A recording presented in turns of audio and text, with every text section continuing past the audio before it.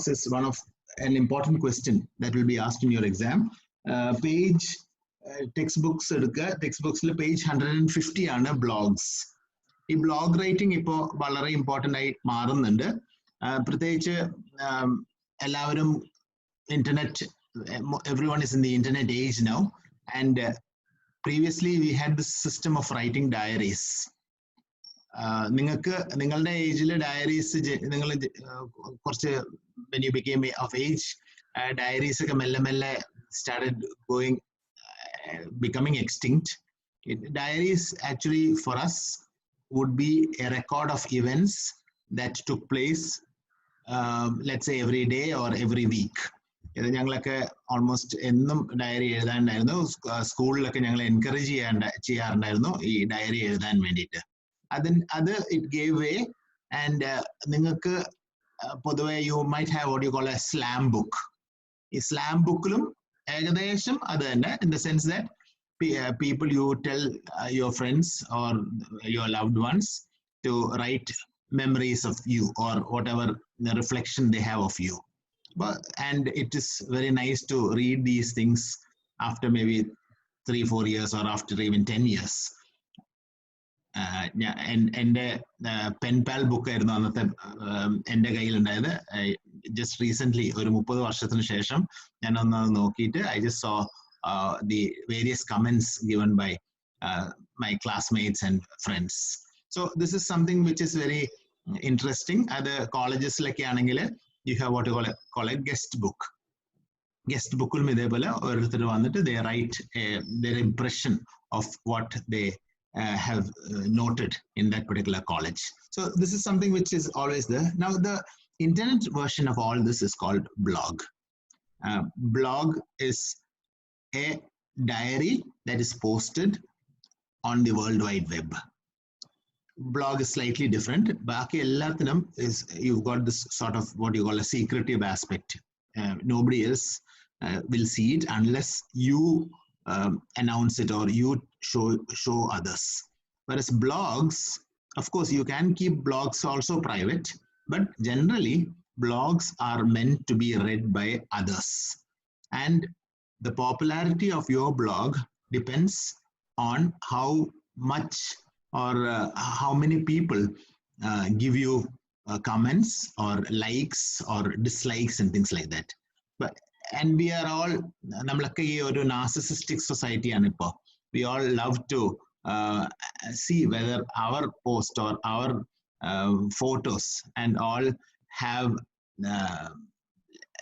likes or comments. അപ്പോൾ ആ ഒരു ഇത് തന്നെയാണ് in blogs. So this is just a brief description of what a blog is. And a blog is a journal that is frequently updated for view for the general public. Now this is generally what is required in a blog. You need the title എപ്പോഴും വളരെ important ആണ്. Newspaper you can see this headlines or the main title. Then you also have the body, what you intend to write. And in a blog, you will also have what you call a permalink. A permalink is the URL or the unique resource locator, by which you can click on that and copy the URL so that you can post it, you can forward it to others. Or if you have a blog that you want to read, you can copy it onto your browser and you can go ahead with reading it. Then there is also what you call the post date. Ennano idu post cheydirikkunnathu. Post date undu, ipo time koodi ullondu it's very easy to understand എത്ര പഴക്കമുണ്ട് ഈ blog, അല്ലെങ്കിൽ എത്ര relevant ആണ്, അല്ലെങ്കിൽ എത്ര പുതിയതാണെന്നുള്ളത് you will understand through that. ഈ ബ്ലോഗിൽ additionally there are other things that you can do. One, you can allow others to comment. Comment ചിലപ്പോ നല്ലതായിരിക്കും, ചിലപ്പോ ചീത്തയായിരിക്കും. So you can, you being the moderator, you can decide whether you want to post only the good comments or you want to post all the comments. Then you also have what you call categories. So kore sub classifications illonde you can give tags to your blog. For example, you can say either this blog is about travel, അല്ലെങ്കിൽ if you're a biker, then this blog is for travel enthusiasts, അല്ലെങ്കിൽ specifically for bullet enthusiasts, bullet bike അല്ലെങ്കിൽ കുറച്ചും കൂടി വില കൂടിയ bike ഒക്കെ ആണെങ്കിൽ you have separate groups. For example, Harley Davidsonന്റെ ഒരു ഗ്രൂപ്പിന്റെ പേര് HOG എന്നാ, ഹാർലി ഓണേഴ്സ് ഗ്രൂപ്പ്. അപ്പൊ ഇവരെല്ലാ ഞായറാഴ്ചയും രാവിലെ, ഇപ്പൊ കോഴിക്കോടാണെങ്കിൽ അവർ കോഴിക്കോട് ഒരു പർട്ടിക്കുലർ സ്ഥലത്ത് ചെന്നിട്ട് എത്തിയിട്ട് ഗ്രൂപ്പ് ടുഗെദർ, എന്നിട്ട് ഒരു ഏകദേശം ഒരു 8 മണിക്ക് എല്ലാവരും കൂടി വന്നിട്ട് they go for a ride. ഇപ്പോൾ ഈ കാലത്ത് മാത്രം പറ്റില്ല എന്നേ ഉള്ളൂ, but this use to be a fashion. Harley owners group, അതേപോലെ വോൾവോ കാറുള്ള ഒരു കാറുള്ള ആൾക്കാർ ഗ്രൂപ്പ് ഉണ്ട്. So these are all different ways that you can have. So tags are very important because it will be sent to those people who specifically like that particular subject. When there are other things, what you call track back or ping back. These actually are links to other sites that refer to the entry. So sometimes, your entry might be highlighted in another blog. അപ്പോൾ അവിടെ press ചെയ്ത് കഴിഞ്ഞാൽ ഇപ്പൊ കാണാം, ഈ hyper link സാധനം കാണുമായിരിക്കും. You might C ഒരു ബ്ലൂ, പൊതുവെ ബ്ലൂ കളർ ആവുക ചെയ്യുക, എന്നിട്ട് ഒരു അണ്ടർലൈൻ ഉണ്ടാവും. അപ്പൊ അത് പ്രസ് ചെയ്താൽ automatically it goes back to your blog. And so you have what you call these cross linking. All these things are available in a blog. But blog le essential ആയിട്ട് എന്തൊക്കെയാണ് വേണ്ടത്? A blog will generally contain an idea and it should be organized. നമ്മൾ letters ഒക്കെ എഴുതുന്ന പോലെ a letter has the introduction, then the body and conclusion. അതേപോലെ blogsലും it should be organized well. പിന്നെ it also has a voice. Now this voice is very important. And sometimes your voice might be retaliatory, your voice might be very strong, your voice might be very subtle. So many things that how you would like to voice your opinion. And next is the word choice. Word choice is also very important because if you are writing a blog for researchers, then your words should be above normal, or words that are more academic. Now if you are wanting to write for the general public, the words should be very simple, and all these high funda or words that sound very complex angathe vaakalakke ozhivaakkanam. In a sentence fluency, Prashant sirinte malayalam, the Sangeeta teacherinte malayalam ഒക്കെ സംസാരിക്കുമ്പോൾ you can find that there is a fluency in it. വളരെ continuous ആയിട്ട് ഇങ്ങനെ ഒഴുകുന്ന പോലെയാണ് പറയുന്നത്. Whereas if you see mine will be more of staccato. കാരണം ഇത് മലയാളം അധികം ഇത്രത്തോളം പഠിക്കാത്തതിന്, വിദേശത്ത് പഠിച്ചുകൊണ്ടുള്ള ഒരു പ്രയാസമാണ് എനിക്ക് കാണുന്നത്. അപ്പൊ എനിക്ക് അങ്ങനത്തെ ആ ഒരു ഫ്ലുവൻസി വല്ലാണ്ട് മലയാളത്തിൽ കിട്ടുന്നില്ല. So but at the same time English, I believe that I am a bit more fluent in English. അപ്പൊ ആ ഒരു കണ്ടിന്യൂറ്റി കിട്ടാൻ എപ്പോഴും ബ്ലോഗിൽ വന്നാൽ it will be a blog worth reading. Presentations, you can have maybe a little bit of pictures and other things which will help to improve your blog. അപ്പോൾ ഇതാണ് ഞാൻ ഇന്ന് പറഞ്ഞത്. So the ideas in the organization, the voice ഞാൻ പറഞ്ഞിരിക്കുന്നത്, there are voice, this tone and style that you consciously choose to suit the target audience. നിങ്ങൾ ആരെയാണോ ഉദ്ദേശിക്കുന്നത് അതനുസരിച്ചിട്ട് നിങ്ങളുടെ ടോണും നിങ്ങളുടെ സ്റ്റൈലും അഡ്രസ് ചെയ്യണം. Suppose you are a teacher and you are intending a blog for your students. അതനുസരിച്ചിട്ട് the tone and style should be such a way that these students can easily understand. പിന്നെ ബാക്കിയെല്ലാം പറഞ്ഞിട്ടുണ്ട്. Sentence fluency also, you see, it should move with the pace, the flow and the rhythm.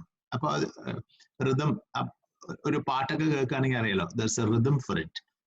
Or if you have a drum beat or a piano playing, എല്ലാത്തിനും ഒരു rhythmic movement ഉണ്ട്. അതേപോലെ ഇത് വായിച്ച് നമുക്ക് വളരെ സ്മൂത്ത് ആയിട്ട് പോകാൻ പറ്റണം. And the presentation is also nowadays very, very essential. When you present something, it should be in such a way that the readers are attracted immediately to your blog. Another thing is, make it valuable and worthwhile. Don't waste people's time. people's time is very important. A person's time is very important. അതുകൊണ്ട് അവരുടെ സമയം നിങ്ങൾ നഷ്ടപ്പെടുത്തരുത്. Nowadays, you've got overload of information. WhatsApp തന്നെയാണ് ഇപ്പോഴത്തെ ഏറ്റവും കൂടുതൽ information provider. Even what do you do when you see WhatsApp messages in the morning? Sometimes you just quickly skim through them. എന്നിട്ട് പെട്ടെന്ന് certain messages you feel that which are valuable or worthwhile, you look into it. And then videos again, if the videos are more than 2 minutes even, sometimes we pause or stop and maybe for view later. So don't waste other people's time. Reading also is becoming something of a difficulty for many. Otherwise, keep it simple, keep it in pace, and keep it in tone and rhythm. Proofread for typos and glaring grammatical errors.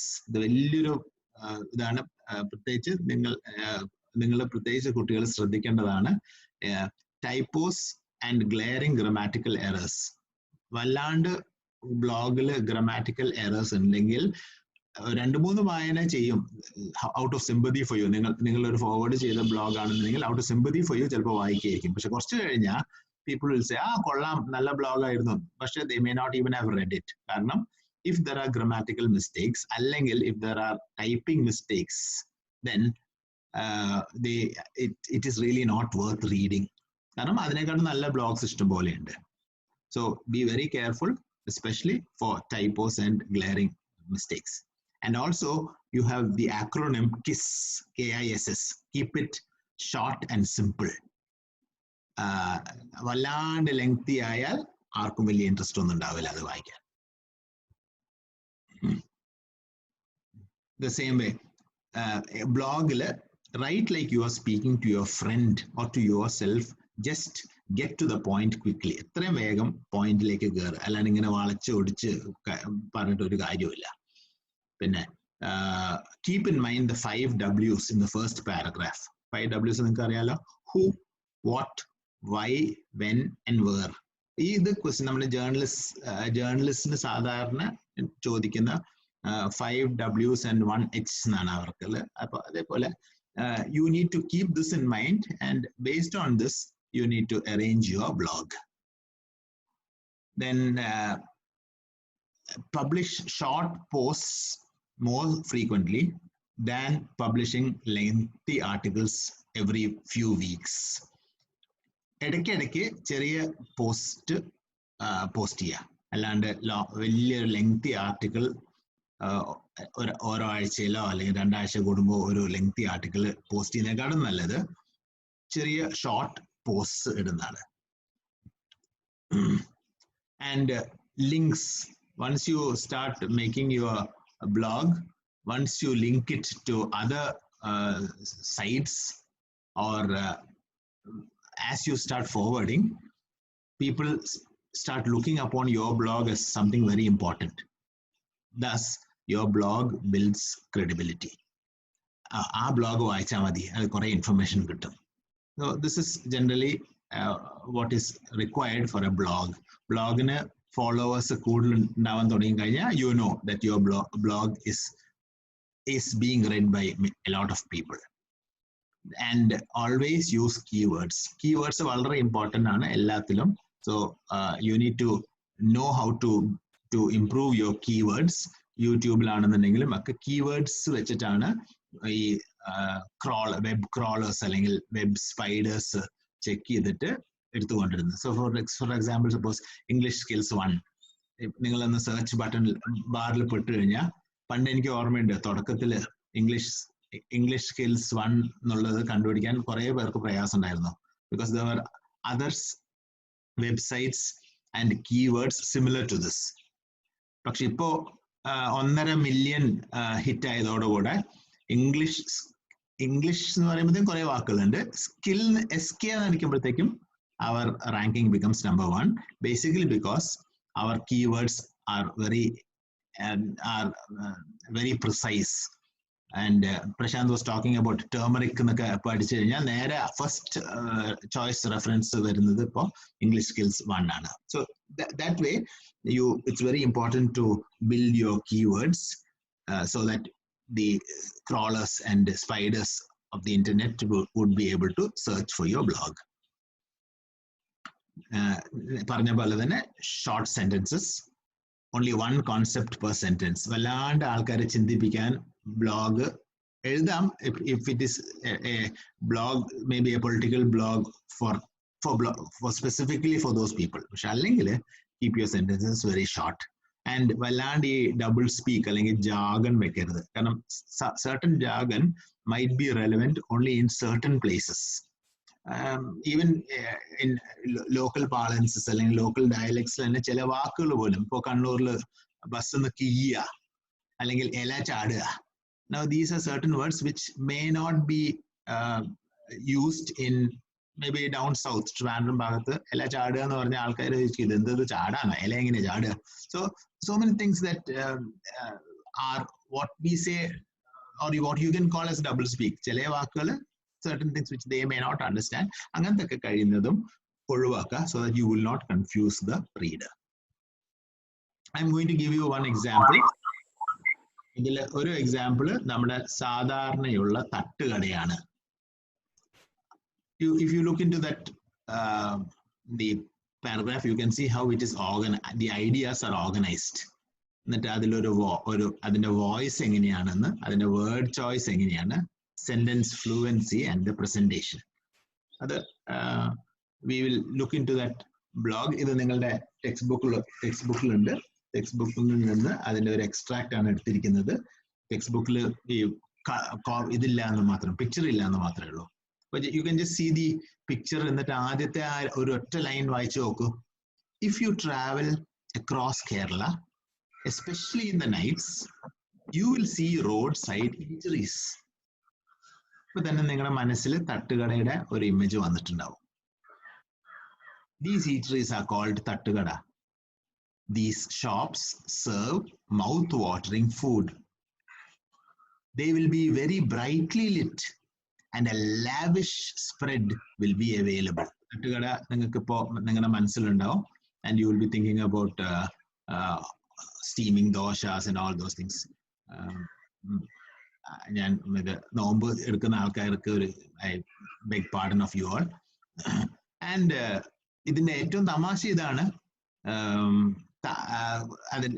towards the end of the sentence. Another interesting thing is that these shops come alive only in the evening. In the mornings, they easily camouflage in the background of a bus stop or a tree's side. വൈകുന്നേരം ആകുമ്പോഴത്തേക്കും എന്താ, രാവിലെ ആകുമ്പോഴത്തേക്കും you must see bus stop ന്റെ തൊട്ടടുത്തൊക്കെ ഇങ്ങനെ ഇതേ തട്ടുകട which was very active at night. അപ്പൊ അങ്ങനെ തന്നെ സൈലന്റ് ആയിട്ട് ഒരു ബസ് സ്റ്റോപ്പിന്റെ സൈഡിലോ അല്ലെങ്കിൽ എവിടെയെങ്കിലും അങ്ങനെ സൈഡിൽ പാർക്ക് ചെയ്ത് വെച്ചിരിക്കുക. അപ്പൊ ഇത് ഓഫ്കോഴ്സ് ഇപ്പൊ ഒരു 1.5-2 മാസമായിട്ട് തട്ടുകടകളൊന്നും ഇല്ല. അപ്പൊ but still many of you will know how these തട്ടുകടas used to flourish prior to the corona times.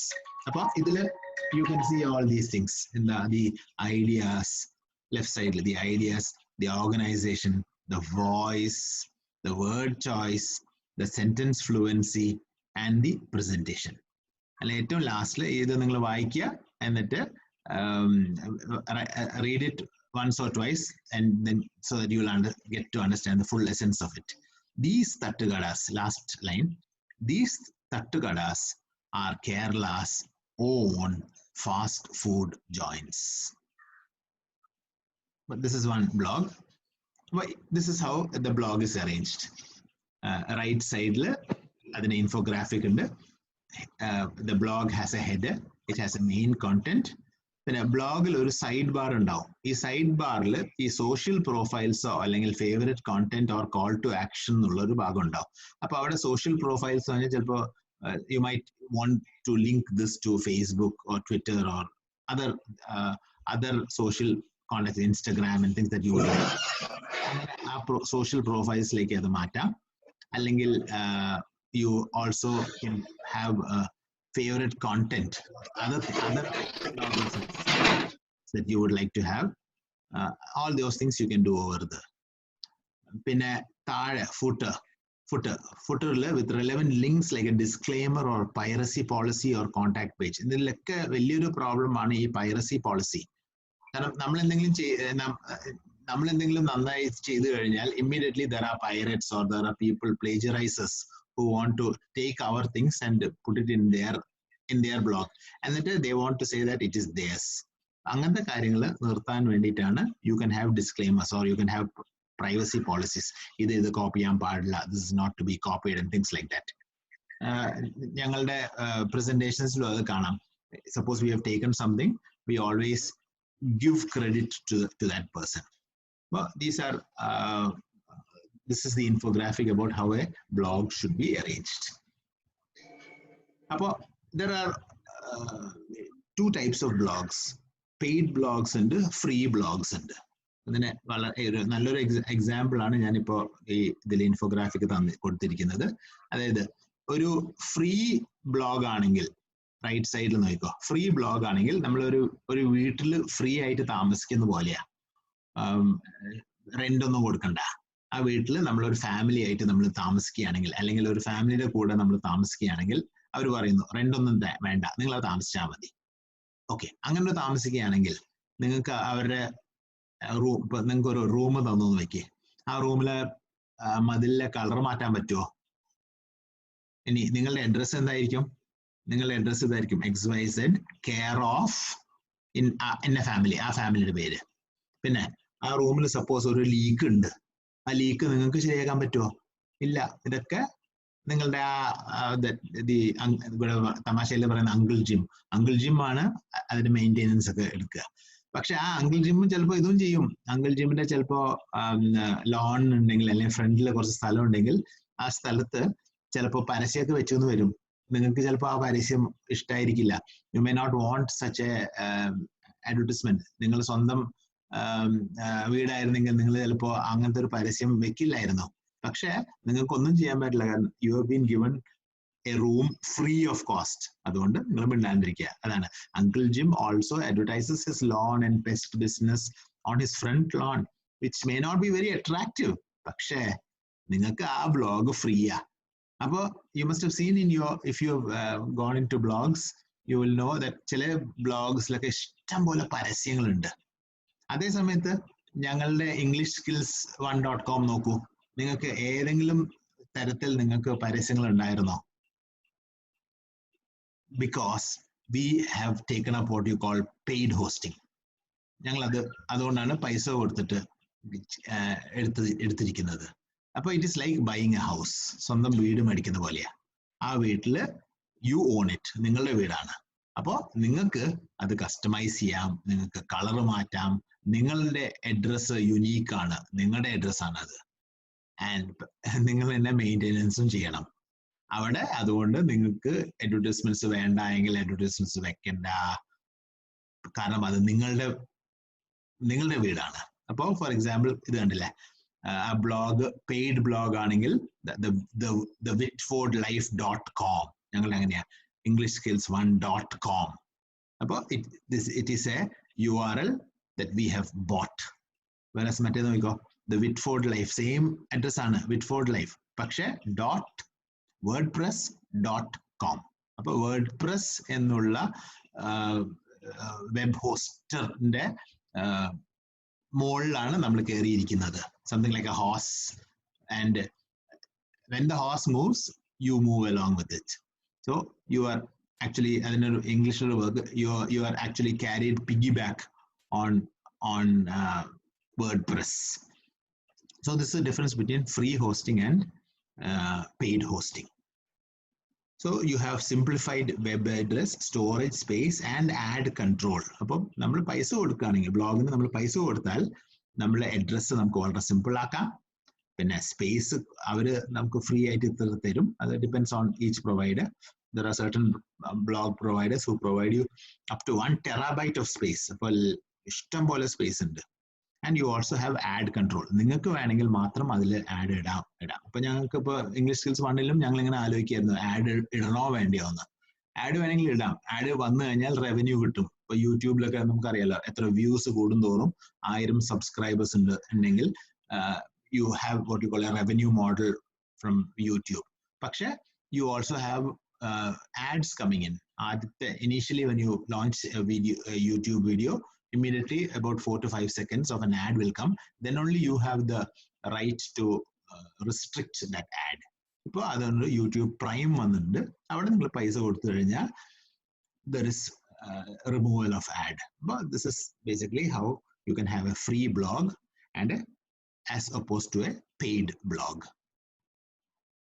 So how do you start a blog? Opportunity കണ്ടുപിടിക്കുക, then you start challenging yourself. പക്ഷെ ബ്ലോഗിന് ഒരു വലിയൊരു പ്രയാസമുണ്ട്. It is a long term goal. വളരെ മുന്നോട്ട് you have to continue something. ഇതൊന്നും പെട്ടെന്നൊന്നും നിർത്താൻ പറ്റില്ല. നിർത്തിക്കഴിഞ്ഞാൽ the whole thing shatters. And what to post is also very important. You are not supposed to post offensive items which might offense. ഇപ്പോഴത്തെ കാലത്ത് offensive എന്ന് പറയുന്ന വേർഡ് വളരെ ഡെലിക്കേറ്റ് ആണ്. അപ്പോൾ maybe you post something which you feel is not offensive, പക്ഷെ അത് മറ്റേ ആൾക്ക് വളരെ ഒഫെൻസീവ് ആയിട്ട് മാറാം. സോ അതുകൊണ്ട് what to post is very critical.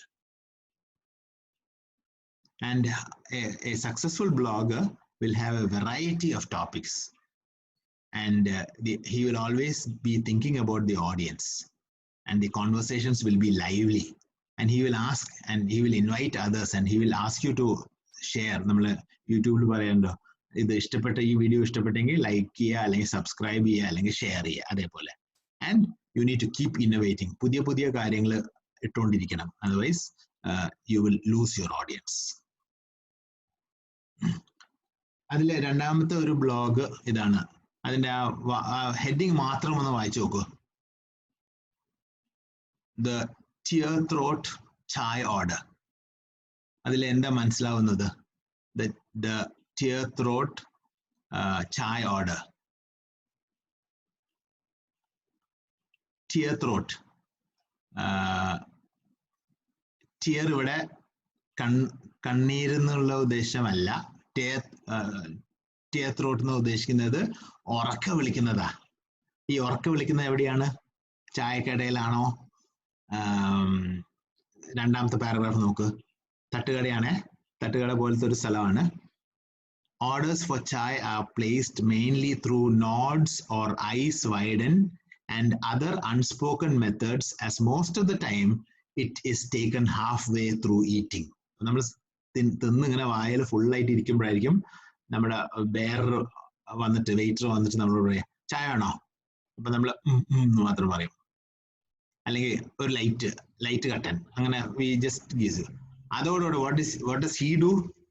And then it hits you right from where he is standing, usually bang next to your most powerful right eardrum.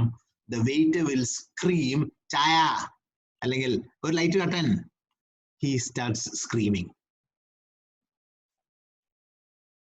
And tamashal avade it will be too late for you to duck, but you may choke heartily. ചിലപ്പോ അയാളുടെ ആ ഒച്ച കേട്ടിട്ട് ചിലപ്പോ നമ്മൾ ടേബിളിന്റെ അടിയിലേക്ക് പോകാൻ തോന്നും, അല്ലെങ്കിൽ ചിലപ്പോ നമ്മുടെ തൊണ്ടയിൽ ചിലപ്പോ ഇത് കുടുങ്ങും. അത്രത്തോളം അയാൾ ഉറക്കെയായിരിക്കും പറയുന്നത് ചായ, അല്ലെങ്കിൽ ഇത് ഒരു ലൈറ്റ് കട്ടൻ, and all these things. So this is basically what happens inside a tea shop. അതേപോലെ തുടക്കത്തിൽ നോക്ക്. As you enter the hotel, it's not a miniature upturned miniature steam engine, it's the chai machine. കണ്ടിട്ടുണ്ടാവുമല്ലോ അല്ലേ? I'll just go to the next slide and you will find that left side ഈ ചായ machine കണ്ടിട്ടുണ്ടല്ലോ. It's also called a samovar. അപ്പൊ ഇതിനെ പറ്റി നോക്കൂ. It boils, it also makes coffee. അത് എന്തൊരു versatile മെഷീനാണ് നോക്കൂ. അതില് മോൾ ഭാഗത്ത് ചായപ്പൊടി ഇട്ടിട്ടുണ്ട്, ഇടാം. The same milk, അതിനുള്ളില് മിൽക്കാണ്. ആ പാല് ടാപ്പ് തുറന്നു കഴിഞ്ഞാൽ അതിലേക്ക് കാപ്പി ഇട്ട് കഴിഞ്ഞാൽ it doubles up, the same machine doubles up as a coffee machine. And it also boils milk. വെറും പാല് മാത്രം വേണമെന്നുണ്ടെങ്കിൽ അതും തരും. So it is a 3-in-1 machine called, lovingly called ഇവിടുത്തെ വേർഡ് samovar. ഇനി അടുത്ത് നോക്കൂ. You can find the freshness of a hotel's food by checking the amount of steam spewed from this one. എങ്ങനെയാ നമ്മളൊരു ഹോട്ടൽ ഒരു ചെറിയ coffee shop അല്ലെങ്കിൽ ചെറിയൊരു റെസ്റ്റോറൻറ്റ് എങ്ങനെയാണ് നമ്മൾ മെഷർ ചെയ്യുക? ഇതിലത്തെ പുക വരുന്നതനുസരിച്ച്. ഈ സമോവറിൽ പുകയൊന്നും ഇല്ലെങ്കിലോ, ദാറ്റ് മീൻസ് ഇവിടെ ചായയൊന്നും പോകുന്നില്ല. അതേ സമയത്ത് നല്ലവണ്ണം അതിൽ നിന്ന് ഇങ്ങനെ സ്റ്റീം വരുന്നുണ്ടെങ്കിലോ, ഈ ചായക്കട വളരെ ആക്റ്റീവാണ്. രാവിലെ പ്രത്യേകിച്ച് ഇഫ് യു വിസിറ്റഡ് കർണാടക അല്ലെങ്കിൽ തമിഴ്നാട് പോയി കഴിഞ്ഞാൽ ഈ കോഫി ഷോപ്സിന്റെ ചുറ്റും അവരുടെ പിന്നെ കോഫി മെഷീൻസ് കുറച്ചുകൂടി ചെറുതാണ്. You have the coffee percolator. ആ പെർക്കുലേഷനിൽ ഇങ്ങനെ ഒഴിച്ച് ഇങ്ങനെ വിടുന്ന കാണാം. And there is maybe about 10 people at any given moment around that coffee shop. അതേപോലെ കേരളത്തിൽ എത്തുമ്പോൾ ചായയാണ് കൂടുതൽ. രാവിലെയും ഇതേപോലെ പണ്ടത്തെ ഒരു കാലം ഒരു 10 വർഷം മുമ്പാണെന്നുണ്ടെങ്കിൽ ആൾക്കാർ അവിടെ ഒരു ന്യൂസ് പേപ്പർ ഉണ്ടാവും ഫ്രീ ആയിട്ട് കൊടുക്കുന്നത്. ആ ന്യൂസ് പേപ്പർ അവിടെ ഉണ്ടാവും. എന്നിട്ട് there will be so many people waiting around. ഈ സമോവറിൽ ഇങ്ങനെ നല്ല അങ്ങനെ പുക പോകുന്നുണ്ടാവും.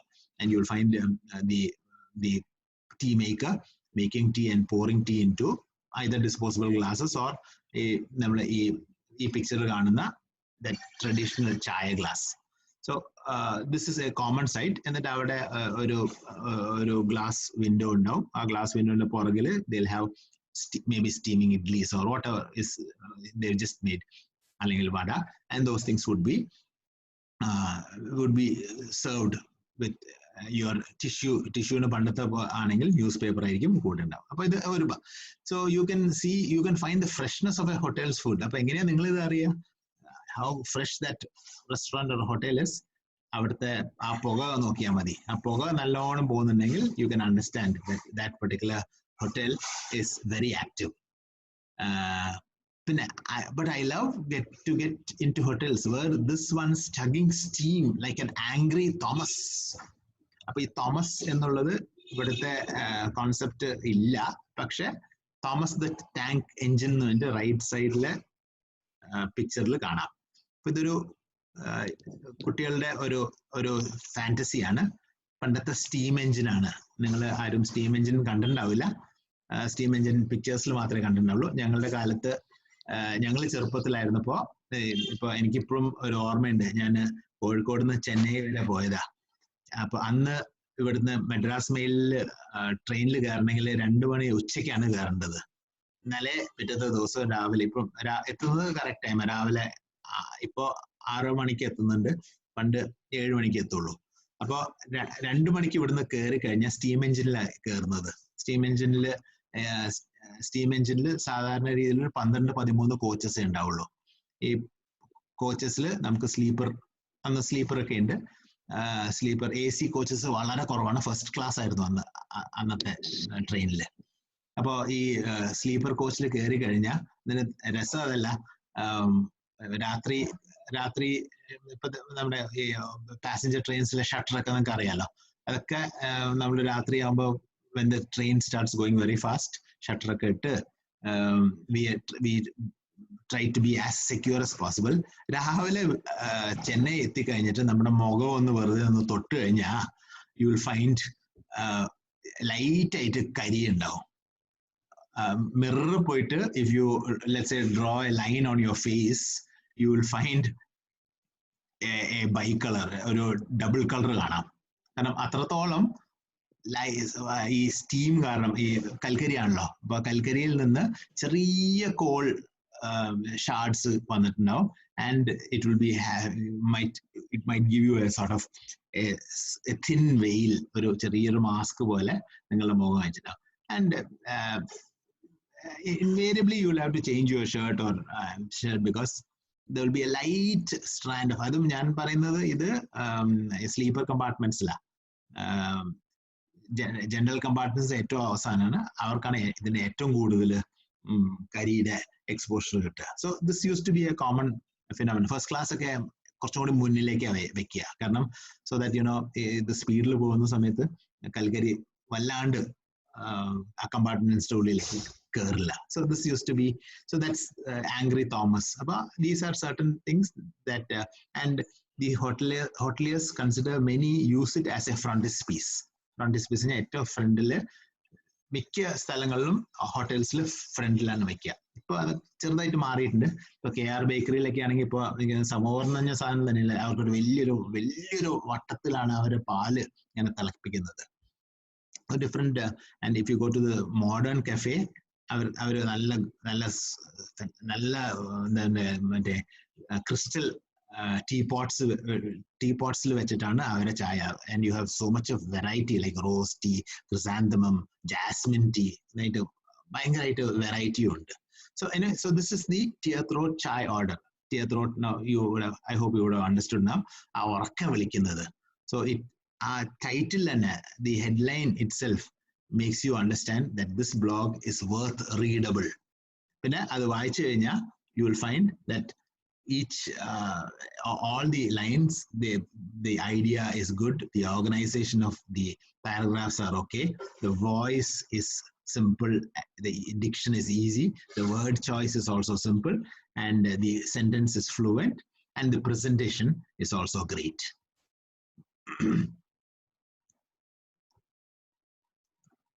അപ്പോൾ നമ്മുടെ ഇത് കണ്ടു. സോ ഈ തട്ടുകടയുടെയും നിങ്ങളുടെ ഇതിലുണ്ട്, ബ്ലോഗിലുണ്ട്, നിങ്ങളുടെ ടെക്സ്റ്റ് ബുക്കിലുണ്ട്, പേജ് 154. അതൊന്ന് വായിക്കുക, and you will find it very interesting. ഒരു ബ്ലോഗും കൂടി എനിക്ക് ഇഷ്ടമുള്ള ഒരു ബ്ലോഗ് ദിസ് ബ്ലോഗ്. വയനാട്ടുകാർക്ക് ഇത് വളരെ ഫെമിലിയർ ആയിരിക്കും. പിക്ചറിൽ, നടുവിലത്തെ പിക്ചറിൽ അറിയാം, ദ ചെയിൻ ട്രീ, ചങ്ങലമരം. റൈറ്റ് സൈഡിലെ പിക്ചറും അത് തന്നെയാണ്, ചങ്ങലമരത്തിന്റെ ഒരു ക്ലോസപ്പ് ആണ്. ഈ ചങ്ങലമരം നിങ്ങൾക്ക് വയനാട്ടുകാർക്ക് നല്ലവണ്ണം അറിയാം. അതിലെ പോകുന്ന സമയത്ത് when you just enter Wayanad, സുബിനൊക്കെ ഓൾമോസ്റ്റ് എല്ലാ മാസമെങ്കിലും കാണുന്ന ഒരു സ്ഥലമാണ്. So as you enter, you finish the hairpin bends, and as you enter Wayanad district, left side you can see this chain tree, and there is a legend attached to it. ആ legend അതിൽ നിന്ന് വായിക്കാവുന്നതാണ്. I'm not going into detail. So this is one blog which I really liked. അപ്പോൾ അതിലെ date നോക്കൂ, താഴെ date കണ്ടാ അറിയാം. So this blog post was written in 2012 April. അപ്പോൾ ഇപ്പൊ 8 വർഷമായി. ഞാൻ ആക്സസ് ചെയ്തത് ഇത് 27-ാം തീയതി ഏപ്രിലാണ്, കഴിഞ്ഞ ഫ്രീ ക്ലാസ്സിൽ വേണ്ടിയിട്ട് April. So you can see this blog is 8 years old, and still certain articles leave an impression in the mind.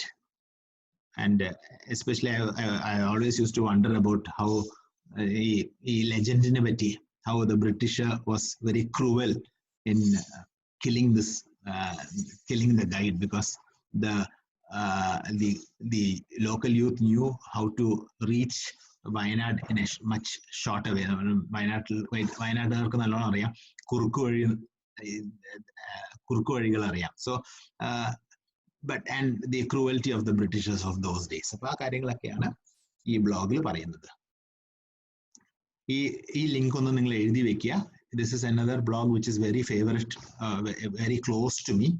ഇത് കൊയിലാണ്ടി ഭാഗത്തുള്ള കൊയിലാണ്ടി വടകരക്കാർക്ക് ഈ ബ്ലോഗ് നല്ലോണം അറിയാം, ഈ സ്ഥലം അറിയാം. നന്ദി ബസാർ ഫ്ലൈ ഓവറിൽ തൊട്ട് സൈഡിൽ, റൈറ്റ് സൈഡിൽ ആശാനികേതൻ എന്ന് പറഞ്ഞിട്ട് ഒരു ചാലഞ്ച്ഡ് ഹോം ഉണ്ട്. അപ്പൊ അവരെ അതിലെ ഇൻമേറ്റ്സിനെ കാണുന്നത്, അപ്പൊ അവരെ അസിസ്റ്റ് ചെയ്യുന്ന കെയർ ഗീവേഴ്സിനെയും കാണാം. ഇവരെ മുഖത്തുള്ള സന്തോഷവും ആ ബ്ലോഗ് ഇതൊന്ന് വായിച്ചു നോക്ക്. അതിലെ അവരുടെ ആക്ടിവിറ്റീസ്, ഇപ്പൊ പ്രത്യേകിച്ച് കോവിഡ് കാലത്ത് അവരെന്തൊക്കെയാ ചെയ്യുന്നതെന്നുള്ള ആക്ടിവിറ്റീസ് ഒക്കെ അതിൽ കാണാം. So each blog should be lively, it should be factual. കാര്യം ഉണ്ടാവണം, അതില് കള്ളത്തരം ഉണ്ടാവാൻ പാടില്ല. It should be tight, it should be clear and short, and it should also be search engine optimized. അപ്പൊ ആശാനികേതൻ നന്ദി നടിക്കുമ്പോഴത്തേക്കും it should be able to come. അപ്പൊ ഞങ്ങളുടെയൊക്കെ ഇംഗ്ലീഷ് SK നടിക്കുമ്പോഴത്തേക്കും ഇപ്പൊ ഇംഗ്ലീഷ് സ്കിൽസ് വരുന്നുണ്ട്. That is because our page rating has gone very high now. ഇതിലൊന്നും അത്ര ആയിട്ടില്ല, but that is how you make your page rating high, basically by introducing keywords. And so that's the end of blogs, please definitely look into blogs. Thank you, and over to you, Prashant. Yeah. Good morning. It was a very colorful, as usual, presentation by Dr. Premanand. Premanand has a particular eye for picturesque details.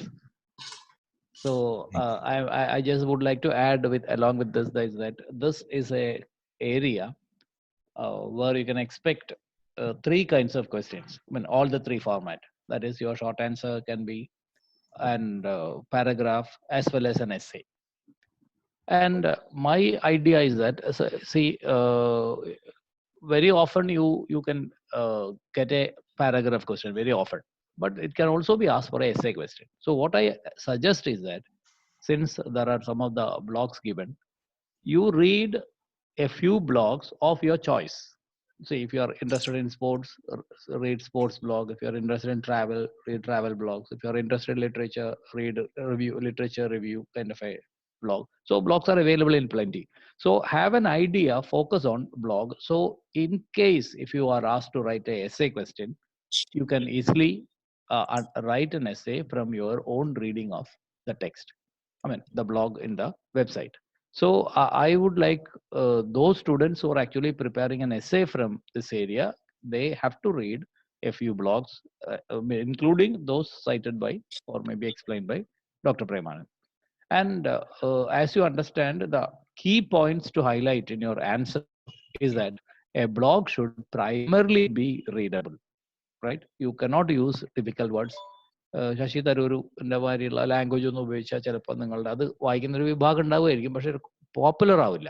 U need to be popular, you have to use ഇപ്പോൾ colloquial language ഉപയോഗിക്കണം. ഈ formal writing വേണമെന്നില്ല, colloquial ആയിട്ടുള്ള languages ഉപയോഗിക്കുക. അങ്ങനെ ബ്ലോഗിന് ഒരുപാട് പ്രത്യേകതകളുണ്ട്. ഇപ്പോഴത്തെ ഒരു വലിയ ഒരു പക്ഷേ സാധാരണ നമ്മളിപ്പോൾ പണ്ടൊക്കെ എഴുത്തുകാരെന്ന് പറയുന്ന ഒരു വലിയ ഒരു സെലിബ്രിറ്റി വിഭാഗമുണ്ട്. അപ്പൊ നമുക്കൊന്നും ഒരിക്കലും അങ്ങനെ ഒരു എഴുത്തുകാരൊന്നും ആവാൻ പറ്റില്ല. പക്ഷേ ഈ ബ്ലോഗും ഇന്റർനെറ്റും ഒക്കെ വന്നതോടുകൂടി തന്നെ നമ്മളെ പോലത്തെ ആൾക്കാർക്കും എഴുത്തുകാരാവാൻ പറ്റും. എം ടിയും മറ്റേ മുകുന്ദനൊന്നും ആയിട്ടില്ലെങ്കിൽ നമുക്ക് നമ്മളെ ചെറിയ ചെറിയ അനുഭവങ്ങൾ ഷെയർ ചെയ്യാം, നമ്മളുടെ day to day activities share ചെയ്യാം. ഒരു പക്ഷെ ഒരു ടീച്ചറൊക്കെ ഒരു കോളേജിൽ നടക്കുന്ന ആക്ടിവിറ്റി, ഒരു ദിവസം നടക്കുന്ന ആക്ടിവിറ്റി അല്ലെ 2 ദിവസം നടക്കുന്ന ആക്ടിവിറ്റി സമ്മപ്പ് ചെയ്ത് കഴിഞ്ഞാൽ തന്നെ നിങ്ങളെ ബ്ലോഗോ അല്ലെ ഞാൻ ബ്ലോഗ് എഴുതുമ്പോൾ വളരെ സക്സസ്ഫുൾ ആവും. കാരണം ആൾക്കാർക്കൊക്കെ വായിക്കാൻ ഇഷ്ടമുള്ള രീതിയിൽ നമ്മൾ എഴുതിയാൽ മതി. അപ്പോൾ ബ്ലോഗിന്റെ ഒരു വലിയ കാലഘട്ടത്തിലൂടെയാണ് നമ്മൾ കടന്നു പോകുന്നത്. അപ്പോൾ റൈറ്റിംഗ് ബ്ലോഗ് എന്നുള്ളത് എസ്സേ വരെ ചോദിക്കാൻ സാധ്യതയുള്ള ഒരു ഏരിയ ആണ്. അതുകൊണ്ട് തന്നെ ഇതിന് വളരെ ഇമ്പോർട്ടന്റ് ഏരിയ എന്ന് മാർക്ക് ചെയ്യുക. ഡെഫിനറ്റ് ആയിട്ട് ഒരു ക്വസ്റ്റ്യൻ ചോദിക്കും. അത് ഏത് കാറ്റഗറി നമുക്ക് പറയാൻ പറ്റിയില്ലെങ്കിൽ there will be definitely a question on blog. So my request to all the students is to read a few blogs, at least ഒരു 4-5 ഉണ്ടെങ്കിൽ വായിക്കുക. So you have A first hand idea, നിങ്ങൾക്ക് നേരെ മനസ്സിലാവും എന്താണുള്ളത്. അതിലെ പ്രത്യേകതകൾ, നിങ്ങൾക്ക് തോന്നിയിട്ടുള്ള പ്രത്യേകതകളൊക്കെ എഴുതുക. അത് നല്ല രീതിയിൽ നിങ്ങൾക്ക് അത് ആൻസർ ആയിട്ട് എഴുതാൻ പറ്റും. കാരണം ഇത് അത്ര ബുദ്ധിമുട്ടുള്ള ഒരു ഏരിയ അല്ല, നിങ്ങളുടെ ഒരു ചോയ്സിൽ വരുന്ന ഒരു സാധനമാണ്. നിങ്ങൾക്ക് ഇഷ്ടമുള്ള ഒരു ഏരിയയിലാണ് ഇത് വായിക്കുന്നത്. അപ്പോൾ ബ്ലോഗ് സ്പോട്ടിലോ എനിക്ക് എപ്പോഴും തോന്നിയിട്ടുള്ളത്, ഒരു പക്ഷേ നിങ്ങൾക്ക് ആർക്കെങ്കിലും താല്പര്യം ഉണ്ടെങ്കിൽ നമ്മളെ ഓൺലൈൻ ക്ലാസ്സിനെ പറ്റി നിങ്ങൾക്ക് ഒരു ബ്ലോഗ് എഴുതാം. It be interesting. കാരണം കുട്ടികൾ എങ്ങനെയാണ് ചെയ്യുന്നത്, നിങ്ങൾ എങ്ങനെയാണ് വിചാരിച്ചത്, you can continue writing up to we finish the class. ആഴ്ചയിലൊന്നും എഴുതിയാൽ മതി. അത്ര ബുദ്ധിമുട്ടുള്ള കാര്യമല്ല. പിക്ചേഴ്സ് ഒക്കെ കൊടുക്കാം, ഒരുപാട് ഫെസിലിറ്റി ഉണ്ട്. Blog opens up for many who have the talent to write. എന്തെങ്കിലും എഴുതാനുള്ള ചെറിയൊരു ടാലന്റ് ഉണ്ടെങ്കിൽ കഥയും കവിതയും എഴുതുക, അങ്ങനെ പലതും ആൾക്കാർ ചെയ്യുന്നുണ്ട്. So you can do all these activities, but keep N I on writing answers. ഇതൊക്കെ നമ്മൾ ചെയ്യുമ്പോൾ പരീക്ഷയ്ക്ക് ഉത്തരം എഴുതുന്നതിന്റെ ഒരു ഫോക്കസിലേക്ക് നമ്മൾ വരണത് സിസ്റ്റമാറ്റിക് ആയിട്ട് ഈ ഡോക്ടർ പ്രേമാനന്ദ് പറഞ്ഞ പോലെ ആ സ്ലൈഡിലൂടെ കടന്നു പോയിട്ട് ആ പോയിന്റ്സ് ഒക്കെ എഴുതി വെച്ചിട്ട് ഒരു സിസ്റ്റമാറ്റിക് ആയിട്ടുള്ള ഒരു രീതിയിൽ പരീക്ഷ എഴുതണം. പക്ഷെ അതിനേക്കാളും രസമായിരിക്കും ഒരു പക്ഷേ നിങ്ങൾ ഒരു ബ്ലോഗ് എഴുതി തുടങ്ങിയാൽ. So I request those who are interested, those who have a talent for writing, start a blog and write about yourself.